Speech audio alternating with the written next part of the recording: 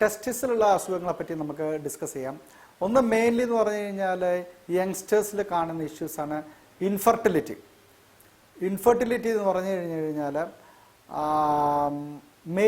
Mail ഇൻഫെർട്ടിലിറ്റിന് ഒരു one of the cause, പല കാരണങ്ങളുണ്ട്, അതിലൊരു പ്രധാനപ്പെട്ട കോസ്, സർജിക്കലി കറക്റ്റബിൾ കോസാണ് വരിക്കോസിൽ.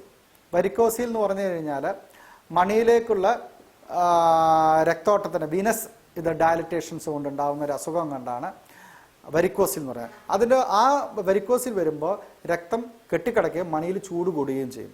സാധാരണഗതിയിൽ ഈ വരിക്കോസിൽ എന്ന് പറഞ്ഞ അസുഖം ട്രീറ്റ് ചെയ്യേണ്ട കണ്ടീഷൻ മേജർ കോസസ് ഇൻഫെർട്ടിലിറ്റി. പിന്നെ ചില പേഷ്യൻസിന് ആ വേദന കാര്യങ്ങൾ കൊണ്ടാണ് നമ്മൾ ഈ വരിക്കോസിൽ സർജറി ചെയ്യുന്നത്.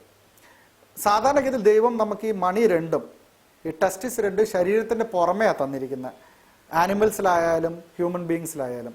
അതിൻ്റെ റീസൺ എന്താ വെച്ച് കഴിഞ്ഞാൽ ബോഡി ടെമ്പറേച്ചറിനേക്കാൾ 1 ഡിഗ്രി സെൽഷ്യസ് കുറഞ്ഞിരിക്കണം. അത് അപ്പോഴേ അതിൻ്റെ സ്പേം പ്രൊഡക്ഷൻസ് ഒക്കെ ഉണ്ടാവുള്ളൂ. വരിക്കോസിൽ വരുമ്പോൾ എന്താ പറ്റുന്ന വെച്ച് കഴിഞ്ഞാൽ രക്തം കെട്ടിക്കിടക്കുകയും മണിയുടെ ചൂട് കൂടുകയും ആ സ്പെർമാറ്റോജെനിസിസിനെ എഫക്റ്റ് ചെയ്യുന്നത്.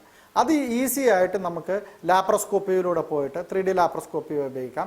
അതിലുപയോഗിച്ച് നമുക്ക് ആ ടെസ്റ്റിക്കുലർ വെയിന് നമുക്ക് ലൈഗേറ്റ് ചെയ്യാം. അല്ലെങ്കിൽ മൈക്രോസ്കോപ്പിക് സർജറിയിലൂടെയും വെരിക്കോസിൽ കറക്ഷൻ ചെയ്യാം.